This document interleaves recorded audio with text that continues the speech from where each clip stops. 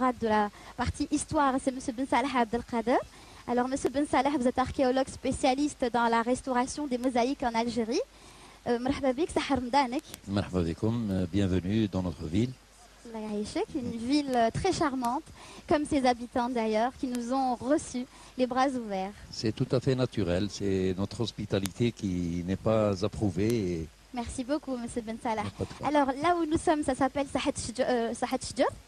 Oui, c'est la place des martyrs, qui est plantée de ces arbres qui sont des bellombras, qui sont originaires d'Amazonie, donc de l'époque coloniale, et comme leur nom l'indique, bellombra, qui prodigue une ombre, et où les Cherchellois aiment bien venir pendant la période estivale à retrouver un peu de fraîcheur, d'autant plus qu'elle est bien exposée à la mer, et nous recevons donc par là toute la fraîcheur de la Méditerranée. Très bien, et cette fontaine romaine qui a été classée au patrimoine national en 1968. Oui, c'est un témoin matériel donc de l'histoire de Cherchel qui représente 4 têtes colossales avec un chapiteau corinthien et derrière vous avez une colonne également cannelée d'une très belle beauté. Et donc c'est une place qui marque un peu l'histoire de cette ville. Très bien. Alors par où peut-on commencer lorsqu'on parle de Cherchel? Vous savez, l'histoire, on dit que plusieurs villes ont traversé, bien sûr, plusieurs civilisations, pardon, ont traversé cette ville. Oui, effectivement, l'histoire de Cherchel remonte à la nuit des temps. C'est une très longue histoire. Elle est la plus ancienne ville d'Algérie et la deuxième après Carthage, en Afrique du Nord. Donc l'histoire de Cherchel commence bien sûr par le commencement. Et donc déjà, dès la préhistoire, l'homme a choisi cette place, cette région pour y habiter. D'autant plus que cette partie de l'Algérie est assez favorisée parce qu'elle est dans une situation géographique très favorable. Nous avons une protection naturelle à l'est par le Djebel chinois et à l'ouest par le mont Bissa, par le cap de Ténès. Et ce qui prodigue un climat idéal pour la ville, en plus de la richesse de son sous-sol qui recèle du fer, du cuivre, du granit, du marbre, et aussi le plateau sur lequel nous sommes, sur lequel est implantée la ville de Cherchel, et aussi est constitué de calcaire très taillable et très facile pour la construction. Aussi, les premiers navigateurs carthaginois ont choisi cette place pour y installer un petit comptoir qui fait suite aux nombreux comptoirs connus qui vont de Carthage jusqu'à Dakar. Et cette ville, donc connue sous le nom de Iol, donc le préfixe I qui veut dire île, et le reste, on ne connaît pas encore le sens. Mais elle fait partie d'une suite de patronymes de cette sorte, comme Icosium, Igilgili, Iomnium ou Ibiza, donc commençant par I, et qui veut dire île. Effectivement, nous avons une île qui est actuellement l'île aux Joinville, ou Sidi El Ferki, sur lequel est implanté le phare de Cherchel. Justement, et la ville donc a commencé déjà dans ce noyau où les navigateurs trouvaient un refuge, mais aussi un point de ravitaillement au départ.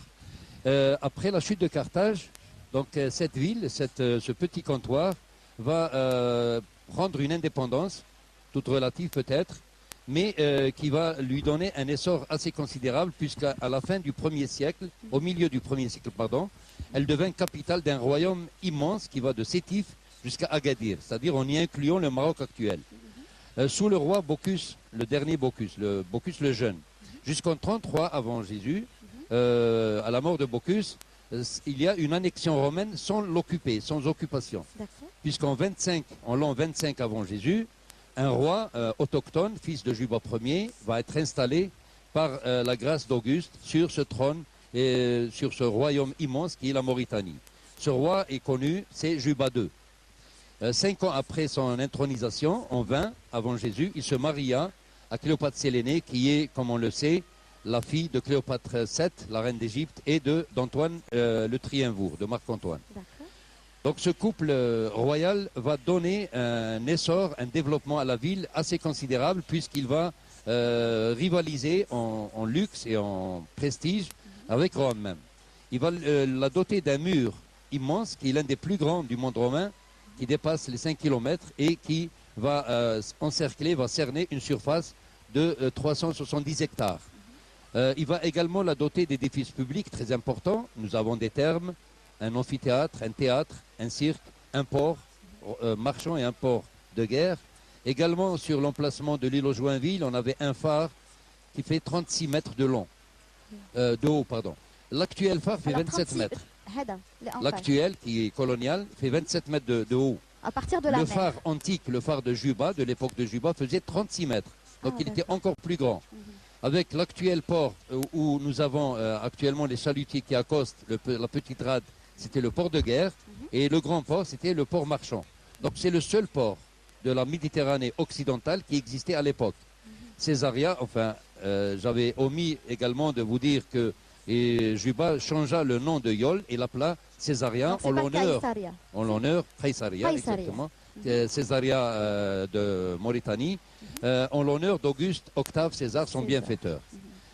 Cette appellation n'est pas uniquement connue ici, elle est également connue ailleurs, et je vous citerai Césaria Maritima de Palestine et autres Césaria en Turquie et ailleurs. Qu'ont-ils apporté justement toutes ces civilisations à la ville actuellement de Cherchell? C'est-à-dire toute la population actuelle, c'est-à-dire qui vit sur cette terre, qu'est-ce qu'elle en a gardé?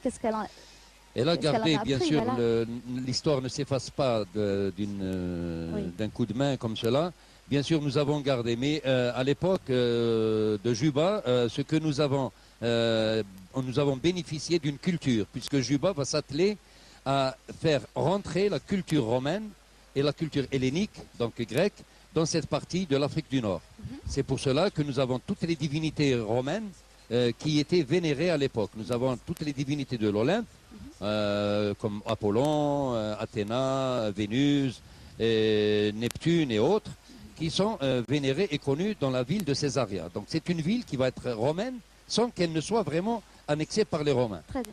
Donc c'est ce roi qui est aussi un érudit, qui a écrit beaucoup, et ses œuvres qui sont les Libica ne nous sont pas parvenues jusqu'au jour d'aujourd'hui, mais par les écrivains anciens comme Pline et autres, on sait que ce roi était vraiment un savant et il s'est donné à toutes les sciences, que ce soit la géographie, l'histoire, la médecine, etc. Très bien. Donc au-delà de cette culture, de ces cultes, de ces religions romaines, il y introduisit également l'architecture. C'est pour cela les habitudes romaines sont connues dès les premiers pas de l'histoire de cette ville. Mais nous avons également le temple d'Apollon sur le Cap Kizirine, d'autres temples de Bacchus, d'Esculape, le dieu de la médecine également, près du théâtre. Et nous avons aussi un amphithéâtre qui prouve, si besoin est, que les Césariens s'adonnaient aussi à cette culture qui est la tauromachie et les combats entre hommes et entre animaux. Donc toute cette culture romaine va être introduite à Césaria. Et la continuation de cette culture va se perpétuer jusqu'à la mort de Juba et au-delà de la mort de Juba. Donc Juba va mourir en 23 après Jésus, il va régner pendant 48 ans, et pendant ces 48 ans, beaucoup de choses ont été réalisées dans cette ville. Alors le wali qui est Sidi Ibrahim el-Robreni, est-ce que vous pouvez nous parler un petit peu justement de ce saint patron qui est né en 950 de l'Hégire? Là, nous faisons un très grand bond dans l'histoire. Oui, énorme même. Nous allons jusqu'au XVIe siècle, donc du 1er siècle après Jésus, on va sauter jusqu'au XVIe. Et on sait ce qu'on sait de ce saint homme, qui est actuellement le saint protecteur de la ville. Effectivement, il est donc venu avec son père de Rio de Oro, de Sakhia al-Hamra, comme tous les saints hommes, comme tous les gens qui avaient le savoir et la culture et la science de l'islam. Et ils sont venus donc dans cette partie de l'Algérie. C'est Abraham qui était tout jeune, donc va étudier le Coran et, si vous voulez, le fiqh. Ensuite, il sera envoyé à Alger où il sera pris en charge par Mohamed el-Kittani. Et là, on dit qu'il avait fait déjà des miracles à Alger, particulièrement à Bouzerrea, où pour payer ses études, il devait travailler chez un Turc. Et un jour, ce Turc le surprit en train de lire le Coran et les bœufs faisaient le travail, donc tiraient la charrue en faisant des lignes vraiment droites sans qu'il y ait besoin pour lui de les rediriger. Donc le Turc avait compris que cet homme n'était pas ordinaire et le même jour, il lui dit qu'il ne fallait plus travailler, qu'il lui a payé les études. Bon, ça c'est la légende et c'est un de ces miracles, ou les Borhan. Ensuite, le saint homme, bien sûr, s'installera à Cherchell. Et, il a eu plusieurs disciples aussi. Il y a des disciples, effectivement, et puis d'autres sont venus après lui, c'est Mohamed Sherif, etc.